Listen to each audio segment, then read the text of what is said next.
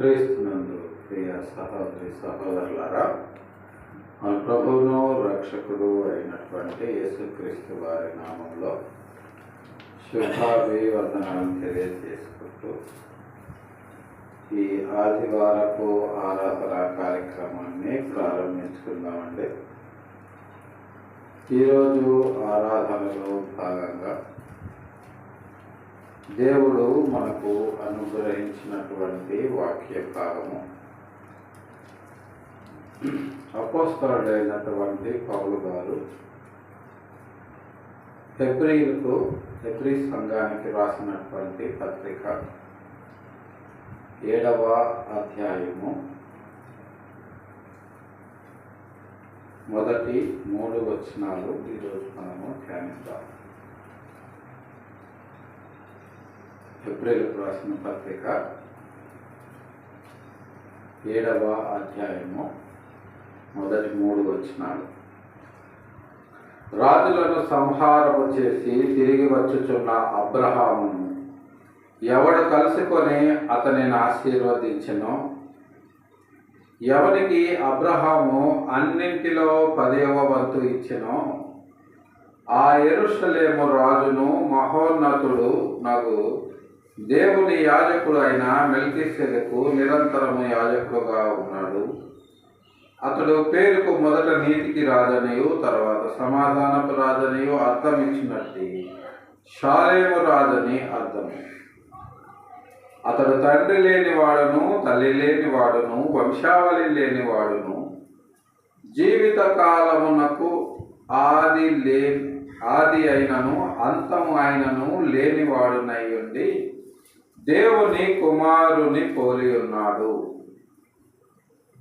చిన్న ప్రార్థన చేసుకుందామండి. ప్రేమ కలిగిన మా తండ్రి, పరిశుద్ధమైన మా ప్రభువా, గడిచిన పరిశుద్ధ దినం నుంచి నేటి పరిశుద్ధ దినం వరకు మా పని పాటల్లో ప్రయాణాల్లో మాకు తోడు నీడగా ఉంది.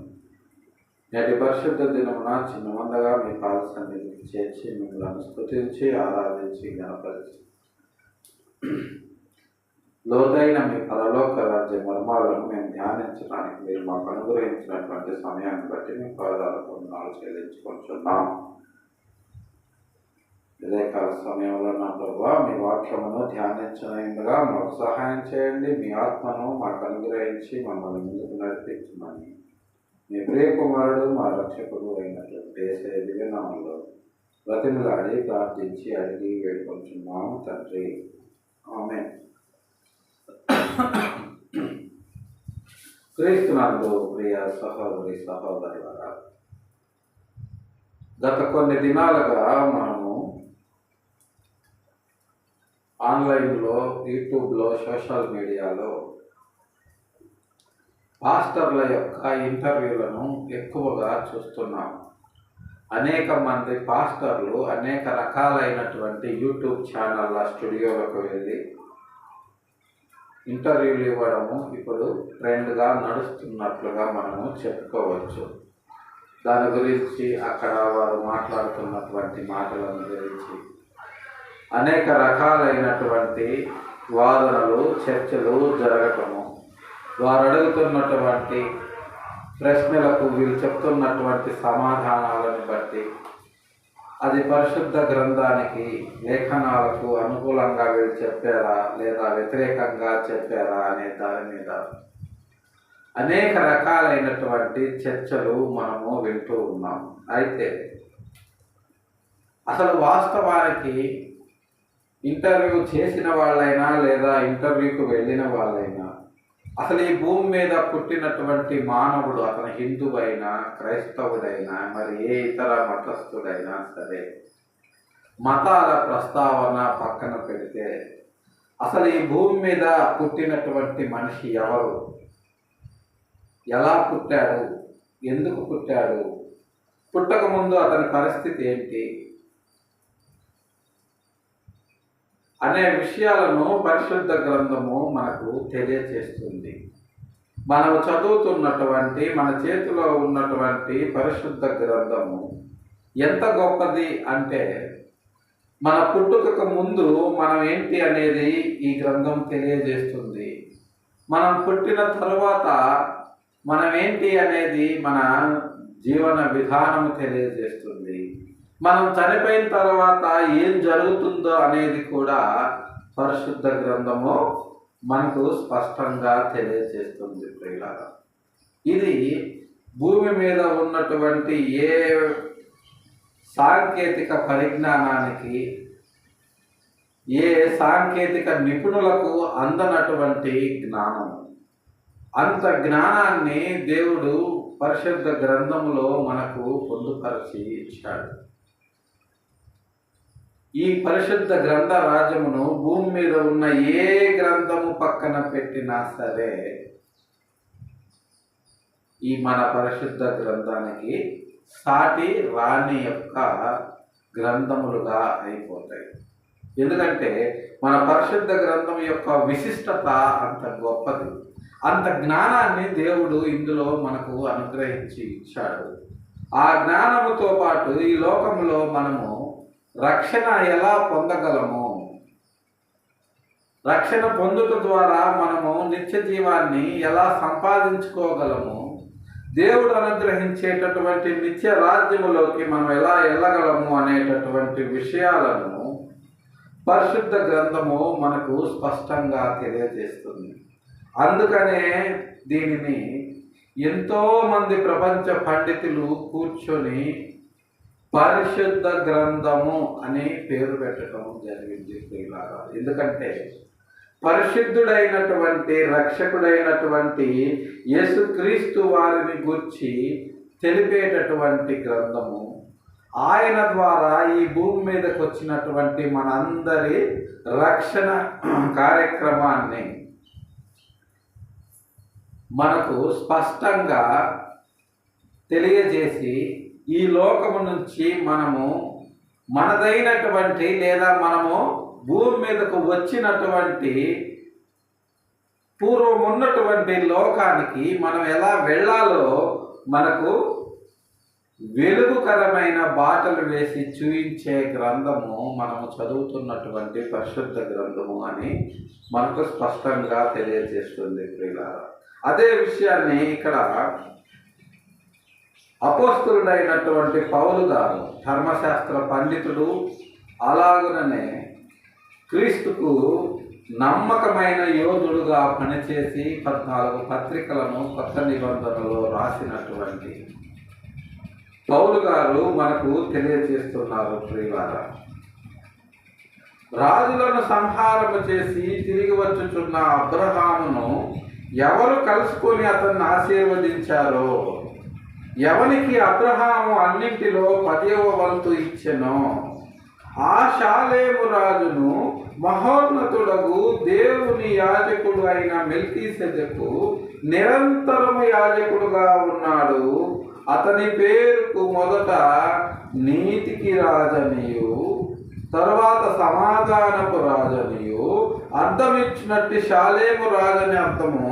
అతడు తండ్రి లేనివాడును, తల్లి లేనివాడును, వంశావళి లేనివాడును, జీవిత కాలమునకు ఆది అయినను ఆ జీవమునకు అంతమైనను లేనివాడునై ఉండి దేవుని కుమారుని పోలి ఉన్నాడు. చూడండి, జీవిత కాలమునకు అని ఒకటి అంకె వేసి కింద మూల భాషలో దినములకు అని రాశారు. ఈ మెల్కీసెదెకు ఎవరు అనేది గతంలో మనము ధ్యానించాము. ఈ మెల్కీసెదెకు ఎవరో కాదు, సాక్షాత్తు మన రక్షకుడైనటువంటి యేసుక్రీస్తు వారని. ఆయన అప్పుడు అబ్రహాము రాజులను, లోతును పట్టుకున్నటువంటి రాజులను సంహారము చేసి తిరిగి వస్తున్నప్పుడు అబ్రహామును కలుసుకొని అతన్ని ఆశీర్వదించి అబ్రహాము చేత ఆయన సంపాదించిన వాటన్నింటిలో 10వ వంతు పొందినటువంటి ప్రధాన యాజకుడుగా ఉన్నాడు అని పౌలు గారు తెలియజేస్తున్నారు ప్రియులారా. ఈ ప్రధాన యాజకుడే మన రక్షకుడైనటువంటి యేసుక్రీస్తు వారు. అదే విషయాన్ని యోహాను సువార్త 8వ అధ్యాయంలో యేసుక్రీస్తు వారు అక్కడ ఉన్నటువంటి యూదులతో మాట్లాడారు. నేను అబ్రహామును ఎరుగుదును, నేను అబ్రహామును చూచాను, మీరు అబ్రహాం పిల్లలని చెప్పుకుంటున్నారు, కానీ మీరు అబ్రహాం పిల్లలైతే నా మాటలు నమ్ముతారు అని చెప్పారు. దానికి వాళ్ళు ఏం చెప్పారు అంటే, నీకు గట్టిగా 50 సంవత్సరాలు కూడా లేవే, నువ్వు అబ్రహాంని ఎట్లా చూసావు? అబ్రహాం ఎప్పటి వాడు? మోషే ముందటికి వాడు. అంటే దాదాపుగా 3000 సంవత్సరాల క్రితం నాటి అబ్రహాముని నువ్వు చూసావా అని వాళ్ళు యేసుక్రీస్తు వారిని మూర్ఖంగా మాట్లాడడము మనం చూస్తున్నాము. ఎందుకంటే ఆనాటి యూదులకు కానీ లేదా ఈనాటి ప్రపంచ ప్రజానీకానికి కానీ ఆధ్యాత్మికమైనటువంటి విషయాల మీద అంత అవగాహన ఉండదు. అసలు మనం ఏంటి అనే విషయము అస్సలు తెలియదు. మనిషి ఎంతవరకు భౌతిక సంబంధమైన విషయాలను గురించే ఆలోచిస్తాడు. అలాగనే ఒక పాస్టర్ గారిని ఒక ఛానల్ అతను ఇంటర్వ్యూ చేస్తూ, యేసుక్రీస్తు ఉన్నాడా, ఆయన దేవుడు అని చెప్తున్నారు, దేవుడు ఉన్నాడా, ఉంటే మీరు చూసారా అని అడుగుతున్నాడు.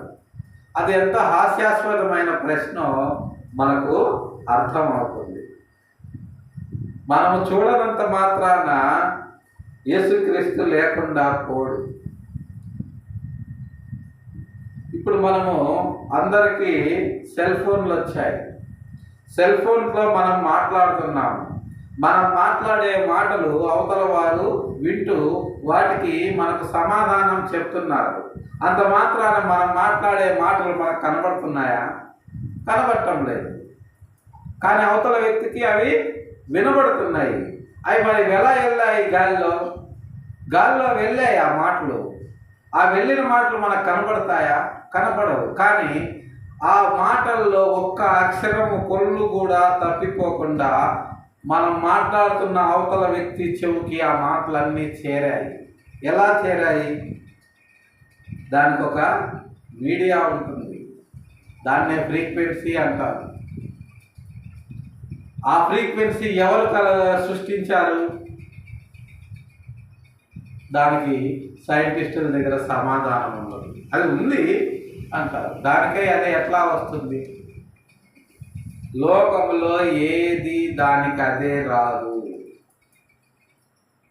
ఈ విషయము ఎరుగనటువంటి మనుషులు ఉన్నటువంటి సందర్భాలను వారికి అనుకూలంగా మలుచుకొని మాట్లాడడము మనము చూస్తున్నాము. ఇంకొక బాధాకరమైన విషయం ఏంటంటే, క్రైస్తవులు సైతము బోధకులు సైతము పరిశుద్ధ లేఖనాములను వారికి అనుకూలంగా వక్రీకరించి మాట్లాడడము మనం ఎంతగానో బాధపడాల్సిన విషయము. ఇక్కడ యేసుక్రీస్తు వారి గురించి పౌలు గారు ఏం చెప్తున్నారు? జీవిత కాలమునకు ఆది లేనివాడు, ఆది అయినను అంతము లేనివాడునై ఉన్నాడు. జీవిత కాలానికి ఆయనకు ఆది లేదు. ఎందుకంటే ఆయన సృష్టి పుట్టక ముందే ఉన్నాడు. ఆయనకు ఆది లేదు. మనకు ఆది లేదు. ఎందుకంటే మనం ఆయనలో ఉన్నాము, ఆయన ద్వారా భూమి మీదకి వచ్చాము. చూడండి, మనకు ఆది లేదని చెప్పడానికి కూడా యేసుక్రీస్తు వారే ఒక సందర్భాన్ని మనకు తెలియజేస్తున్నారు. అదేంటంటే మత్తయి సువార్త 11వ అధ్యాయము 11వ వచనాన్ని మనం గమనించినట్లయితే చాలా లోతైన మాటను ఇక్కడ యేసుక్రీస్తు వారు మాట్లాడుతున్నట్లుగా మనకు అర్థమవుతుంది.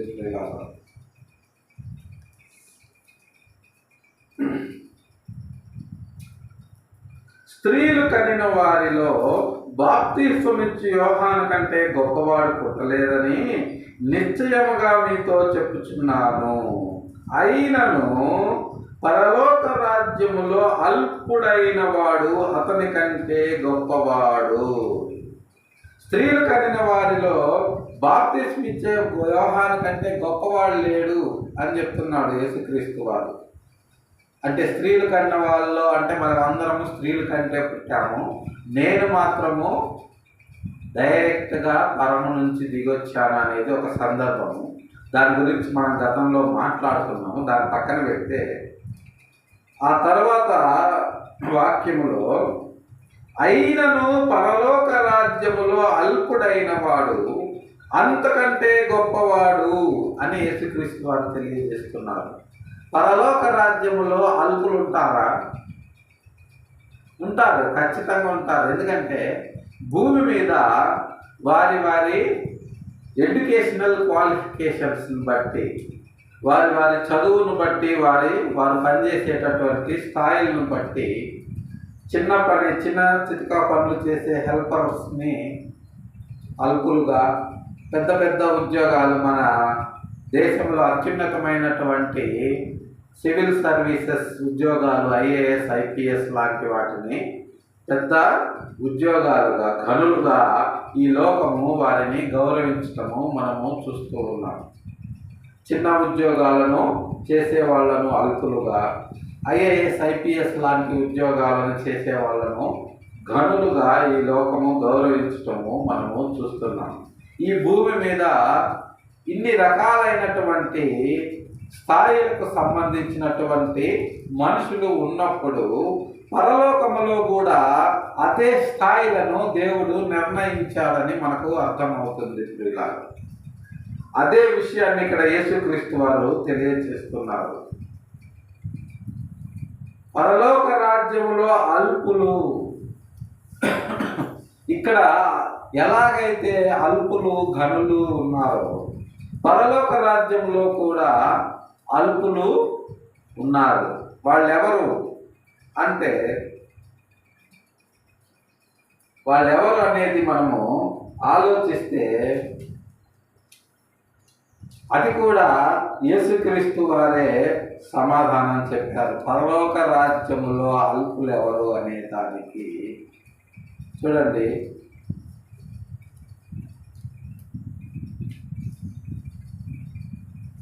అదే మత్తయి సువార్త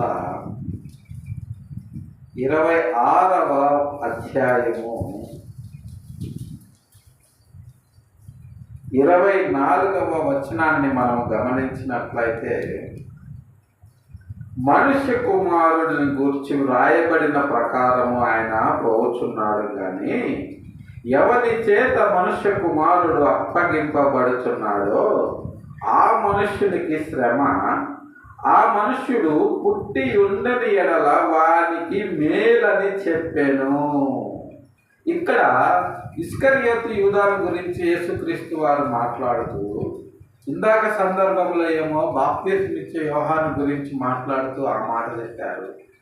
ఇక్కడ ఇస్కరియోతు యూదాను గురించి మాట్లాడుతూ, నా గురించి రాయబడిన ప్రకారం నేను వెళుతున్నాను కానీ, అంటే ఈయన 30 వెండి నాణ్యాలకు అమ్ముతాడు అని ఆల్రెడీ ప్రవక్తలు ఆయన గురించి రాసేశారు. ఎందుకంటే దేవుడు ఆయన యేసుక్రీస్తు వారి యొక్క మిషన్ని అలా నిర్ణయించాడు కాబట్టి వాళ్ళు రాశారు.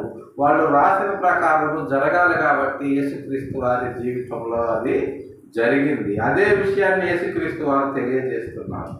మనుష్య కుమారుని గూర్చి వ్రాయబడిన ప్రకారం ఆయన పోతున్నాడు కానీ, ఆ ఎవరైతే మనుష్య కుమారుని అప్పగించబోతున్నాడో అతనికి శ్రమ.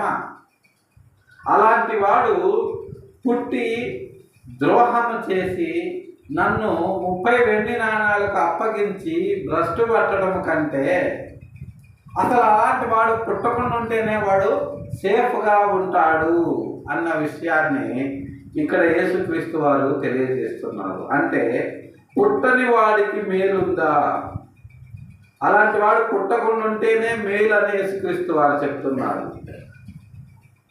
పరలోక రాజ్యములో అల్పులు, ఇక్కడ యేసుక్రీస్తు వారు చెప్పిన పుట్టకుండా ఉండని వారు, వీళ్ళిద్దరూ ఒక్కలే. ఎందుకంటే భూమి మీద మనిషి జన్మించటానికి తండ్రి యొక్క గర్భము నుండి తల్లి యొక్క గర్భములోనికి దాదాపుగా 20 నుంచి 50 కోట్ల శుక్రకణాలు వెళతాయి పిల్లలు. అందులో ఒక్కటి మాత్రమే అండముతో ఫలదీకరణము చెంది పిండముగా మారుతుంది. మరి మిగతా 49 కోట్ల శుక్ర కణాల పరిస్థితి ఏంటి అంటే అవే ఈ పుట్టని వాళ్ళు. ఈ పుట్టని వాళ్ళు ఏమైపోతారు అంటే పరలోక రాజ్యములో అల్పులుగా ఉంటారు. అంటే వాళ్ళు భూమి మీద శరీరాలను ధరించుకొని వాళ్ళు కుటుంబాన్ని, శరీరాన్ని జయించి క్రీస్తు కొరకు పనిచేసి తమ జీవితకాలం అంతటిలో తమ పరిశుద్ధతను కాపాడుకొని జయశాలులుగా తిరిగి తండ్రి యొద్దకు వెళ్ళిన వారికి పరలోకంలో దేవుడు ఒక స్థాయిని అనుగ్రహిస్తాడు.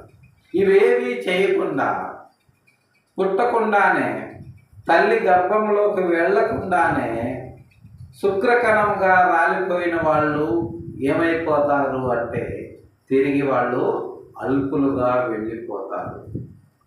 ఇది పుట్టక ముందు మన పరిస్థితి ప్రియులారా.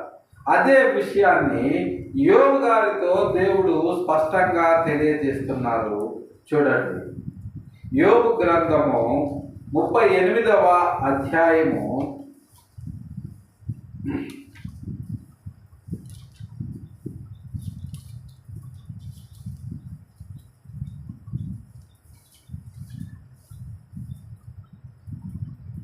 4 వచనాలు మనము గమనిస్తే, అప్పుడు యెహోవా సుడిగాలిలో నుండి ఇలాగున యోబుకు ప్రత్యుత్తరం ఇచ్చెను, జ్ఞానము లేని మాటలు చెప్పి ఆలోచనను చెరుపుచున్న వీడెవడు? పౌరుషము తెచ్చుకొని నీ నడుము బిగించుకొనుము.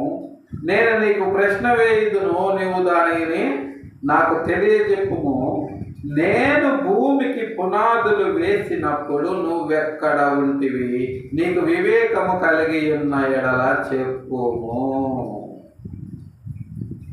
యోబు గారికి దేవుడు భయంకరమైన ప్రశ్న వేశాడు. ఎందుకంటే యోబు గారికి వచ్చినటువంటి సమస్యలను బట్టి, యోబు గారికి వచ్చినటువంటి కష్టాలను బట్టి యోబు గారు ఎంతగానో బాధపడుతూ ఆవేదన చెందుతుంటే, యోబు యొక్క స్నేహితులైనటువంటి ఇద్దరు, బిల్దదు, ఎలీఫజు అనేవాళ్ళు, నువ్వు దేవుని ఎదుట ఏ పాపము చేశావో అందుకే దేవుడు నీకు ఈ పరిస్థితి కల్పించాడు, కాబట్టి నువ్వు నీ పాపములను ఒప్పుకోమని యోబు గారిని బలవంత పెడుతున్నప్పుడు, యోబు గారు ఆయన దృష్టికి ఆయన ఏ పాపము చేయలేదు, దేవుని దృష్టికి కూడా ఆయన ఏ పాపము చేయలేదు, తనను తాను నిర్దోషిగా ఆయన ప్రకటించుకుంటూనే ఉన్నాడు. అయినప్పటికీ అక్కడ ఉన్న పరిస్థితిని భరించలేక పిల్లలందరూ చనిపోయారు, ఆస్తంతా పోయింది, ఏం చేయాలో అర్థం కాక ఒళ్ళంతా కురుకులు, భయంకరమైన పరిస్థితి, దీనికంటే చావటమే నయం అనుకొని ఇక నన్ను తీసేసుకోయా అని దేవుడిని మొరపెడితే యోబు గారు, అప్పుడు ఇక దేవుడు కదిలాడు. మనోడు కాన్ఫిడెన్స్ లూజ్ అవుతున్నాడు. అంటే చాలా వరకు ఆల్మోస్ట్ 99% అతన్ని నేను పరిశోధించి పరీక్షించాను. ఆయన ఎక్కడా కూడా ఒక్క మాట కూడా, ఇంత విపత్కర పరిస్థితుల్లో కూడా ఒక్క మాట జారలేదు. అలాగని తనను తానే నాకు అర్పించుకోబోతున్నాడని దేవుడు కదిలొచ్చాడు. కదిలొచ్చి జ్ఞానం లేని మాటలు చెప్పి ఆలోచన చెరుపుచున్న వీళ్ళెవరు? పిచ్చి మాటలన్నీ మాట్లాడుతున్నారు నీ స్నేహితులు. నీకున్నటువంటి పరిస్థితిని బట్టి దాన్ని అడ్వాంటేజ్ తీసుకొని వాళ్ళేదో పెద్ద నీతిమంతుల్లాగా నువ్వేదో తప్పు చేసి ఉంటావు, అందుకనే దేవుడు నీకు ఈ పరిస్థితి కల్పించాడని మాట్లాడుతున్నారు. వాళ్ళ నోర్లు మూపియాలి. నువ్వు పౌరుషం తెచ్చుకో యోబు, నీ నడుము బిగించుకొని నిలబడు. నేను నీకు ప్రశ్న వేస్తున్నా, అదిరిపోతావు ఇప్పుడు. ఆ ప్రశ్నకు నువ్వు సమాధానం చెప్పు. నాకు అన్నీ పోయాయని నువ్వు బాధపడుతున్నావు, నా పరిస్థితి అంతా డౌన్ఫాల్ అయిపోయిందని నువ్వు బాధపడుతున్నావు, ఇంక నేను బతకటం వేస్ట్ అనుకొని నువ్వు బాధపడుతున్నావు. అయితే నేను నీకు ప్రశ్న వేస్తా, చెప్పు. నువ్వు నడుము కట్టుకొని నిలబడి చెప్పు. నేను భూమికి పునాదులు వేసినప్పుడు నువ్వెక్కడున్నావు? నీకు వివేకం ఉంటే దీనికి ఆన్సర్ చెప్పు యోబు అని దేవుడు యోబును ప్రశ్నిస్తున్నాడు. ఈ ప్రశ్నలు మనకు రావాలి.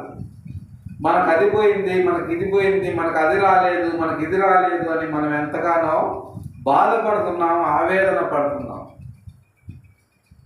కానీ అసలు మనమే లేనప్పుడు మనకి ఇవన్నీ ఉన్నాయా? లేవు. అదే విషయాన్ని ఇక్కడ దేవుడు యోబుకు తెలియజేస్తున్నాడు. భూమికి పునాదులు వేసినప్పుడు నువ్వు ఎక్కడున్నావు? అసలు భూమికి పునాదులు వేసినప్పుడు మనం ఉన్నామా? ఉన్నాం, కానీ ఉన్నామని మనం అనుకోము. ఒక తండ్రి ఒక కొడుకును ప్రశ్నిస్తున్నాడు, అరే నీ అమ్మను నేను పెళ్లి చేసుకున్నప్పుడు నువ్వు ఎక్కడున్నావురా అని. అంటే కొడుకు ఏం సమాధానం చెప్తాడంటే, మా అమ్మని పెళ్లి చేసుకోకముందు నేను ఎందుకున్నా డాడీ, నీకేమైనా పిచ్చి పట్టిందా? మా డాడీకి పిచ్చి పట్టింది, మెంటల్ హాస్పిటల్కి తీసుకెళ్ళండి అనుకుంటాడు. కానీ అది ప్రశ్న, అది వాస్తవం. ఎందుకంటే మన పిల్లలు మనకు భార్య రాకముందు ఎక్కడుంటారు అంటే మన గర్భంలో ఉంటారు, మన జీన్స్లో ఉంటారు. అదే విషయాన్ని ఇక్కడ యోబుకి దేవుడు ప్రశ్నిస్తున్నాడు. భూమికి పునాదులు వేసినప్పుడు నువ్వు ఎక్కడున్నావు? భూమికి పునాదులు వేసినప్పుడు అంటే సృష్టి ఆరంభానికి ముందు ప్రతి మనిషి ఎక్కడున్నాడు అంటే దేవుని యొక్క గర్భంలో ఉన్నాడు. దేవుని యొక్క ఆత్మలో ఒక కణముగా ఉన్నాడు. తర్వాత మనం భూమి మీదకి వస్తాము, అప్పుడు మనదొక సపరేటు జీవిత కాలం అవుతుంది. కానీ ఎప్పుడు పుట్టామనేది ఎవరికీ తెలియదు. భూమి మీదకి వచ్చినప్పటి నుంచి మనం పుట్టామనుకుంటాం, కానీ 9 నెలలు తల్లి గర్భంలో ఎప్పుడు ఏర్పడామనేది మన కన్న తల్లికి కూడా తెలియదు, సృష్టించిన సృష్టికర్తకు తప్ప. అదే విషయాన్ని దావీదు గారు తెలియజేస్తున్నారు. రహస్యమందు నా తల్లి నన్ను గర్భం ధరించింది, నేను ఎప్పుడు పుట్టానో నాకు తెలియదు అని. మనకి కాదు, మనల్ని కన్న తల్లికే తెలియదు మనం ఎప్పుడు పుట్టామనేది, ఒక్క సృష్టించిన సృష్టికర్తకు తప్ప. ఆ 50 కోట్ల శుక్ర కణాల్లో ఈనాడు మనము శరీరాలు ధరించుకొని భూమి మీద మనుషులుగా బ్రతుకుతున్నాము అంటే ఆ 50 కోట్లలో ఒక్కరిగా మనల్ని దేవుడు భూమి మీదకు తీసుకొని వచ్చాడు. మిగతా 49 కోట్ల మందిని అక్కడే ఉంచాడు అని మనము అర్థం చేసుకోవాలి ప్రియులారా. అయితే భూమికి పునాదులు వేసినప్పుడు నువ్వు ఎక్కడున్నావు? నీకు వివేకం కలిగిన ఎడల చెప్పు. భూమికి పునాదులు వేయక ముందు అంటే ఈ సృష్టి జరగక ముందు మనం ఎక్కడున్నామంటే తండ్రిలో ఉన్నాము, తండ్రితో ఉన్నాము. భూమిని సృష్టించింది మనమే అంటాడు.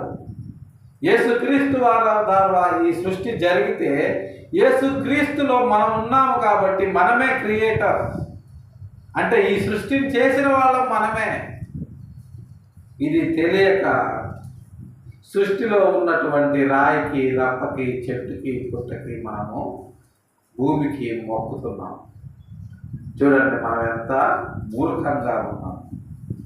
కలిగి ఉన్నది ఏది ఆయన లేకుండా కలగలేదని కొలస్సీ పత్రికలో పౌలు గారు తెలియజేస్తున్నారు ప్రియులారా.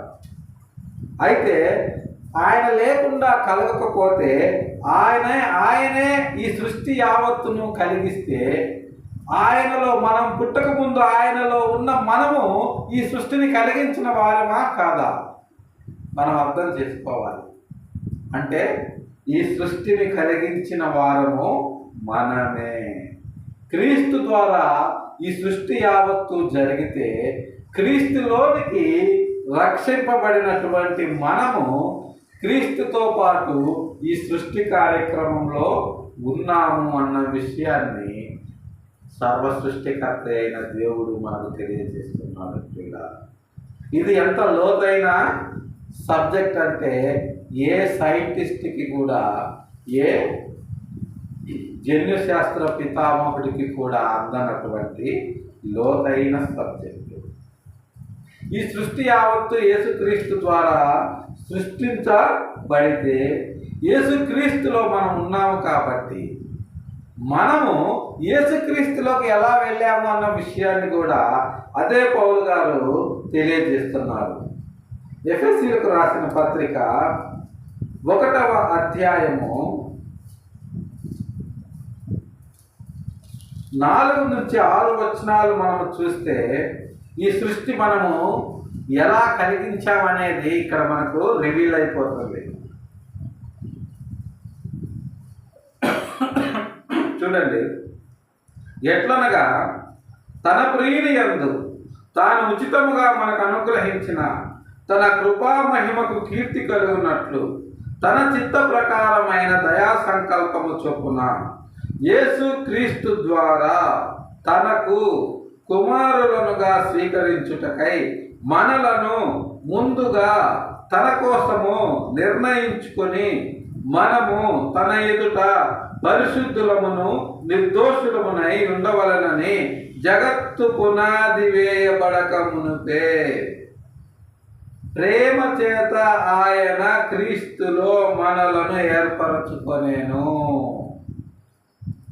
ఇక్కడ యోబు గారిని అడిగినటువంటి ప్రశ్నకు సమాధానము పౌలు గారి ద్వారా దేవుడు మనకు తెలియజేస్తున్నారు. ప్రియులారా, భూమికి పునాదులు వేయకముందు నువ్వెక్కడున్నావో చెప్పు యోబు అంటే ఆనాడు యోబు గారు విత్తరపోయారు.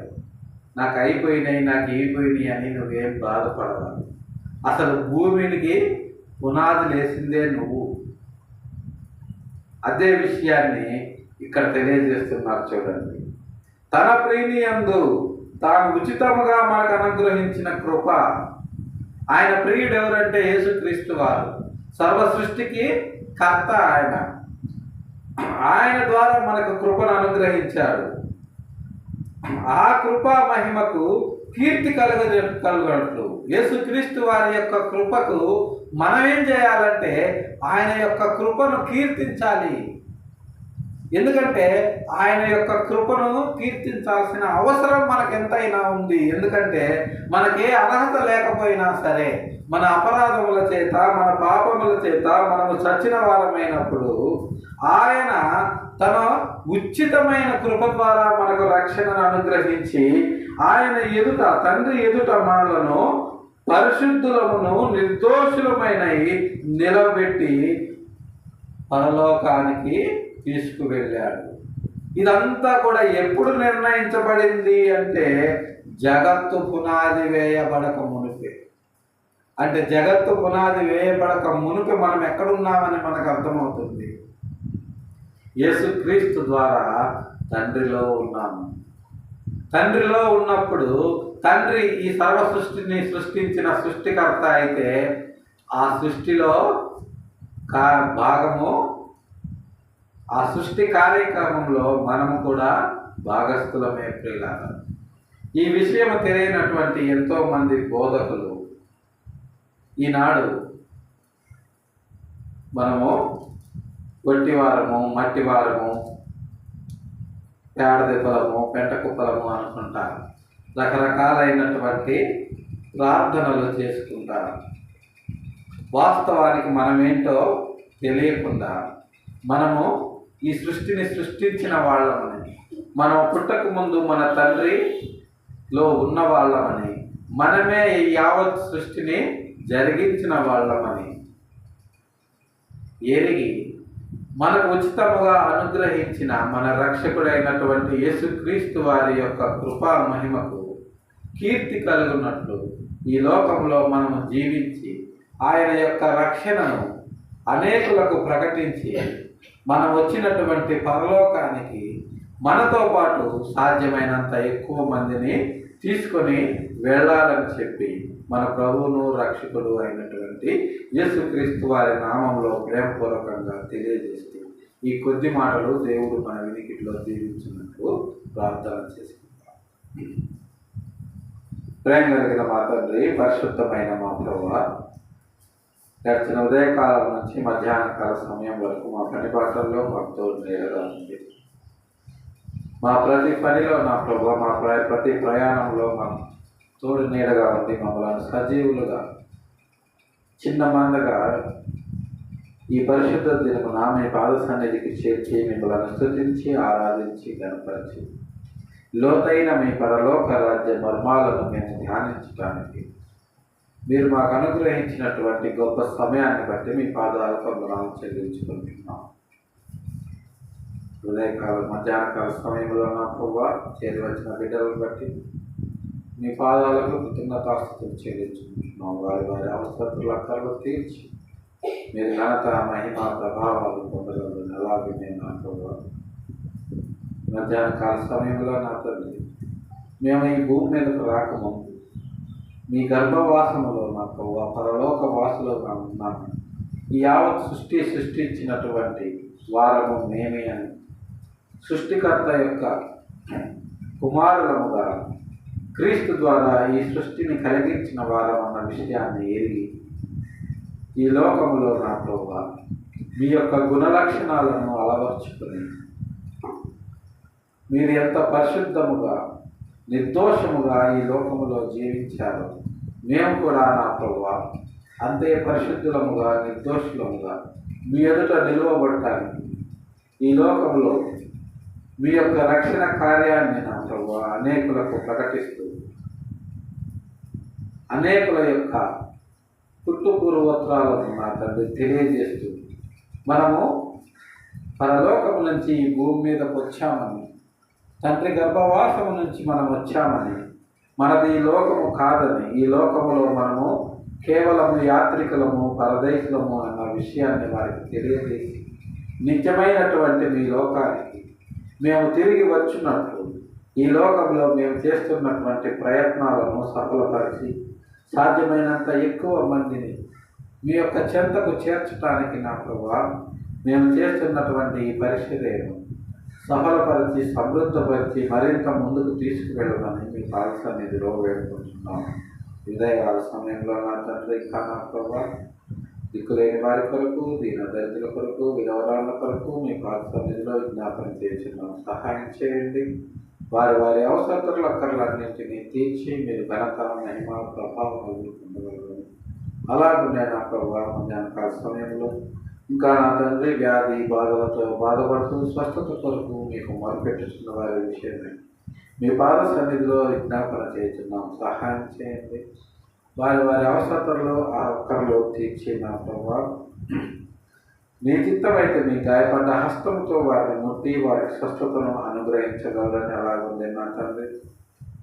మధ్యాహ్నకాల సమయంలో ఇంకా నా తండ్రి సార్వత్రిక సంఘంలో జరుగుతున్నటువంటి అనేకమైన ఆరాధనల విషయమై మీ పాద సన్నిధిలో మొదలుపెట్టుతున్నాం. సహాయం చేయండి. మీ చిత్తమైతే నా ప్రభువా మీ వాక్యము విరివిగా విత్తబడి అనేకుల హృదయాల్లో కార్యం జరిగించినట్టు సహాయం చేయగలరు. అలాగే నా ప్రభువా మధ్యాహ్నకాల సమయంలో నా తండ్రి ఇంకా నా ప్రభువా గడిచిన 24 గంటల్లో గడవ 4 గంటల్లో తెలియదు మీకు ఆయాసకరమైన మార్గం ఏదైనా మా జీవితాల్లో ఉన్న ఏదైనా దయతో మమ్మల్ని క్షమించి మన్నించగలరని మీ చిత్తమైతే మరి యొక్క పరిశుద్ధ దినాన్ని మాకు అనుగ్రహించి మమ్మల్ని ముందుకు నడిపించమని మీ ప్రియకుమారుడు మా రక్షకుడు అయినటువంటి యేసయ్య దివ్యనామంలో బ్రతిమిలాడి ప్రార్థించి అడిగి వేడుకుంటున్నాము తండ్రి.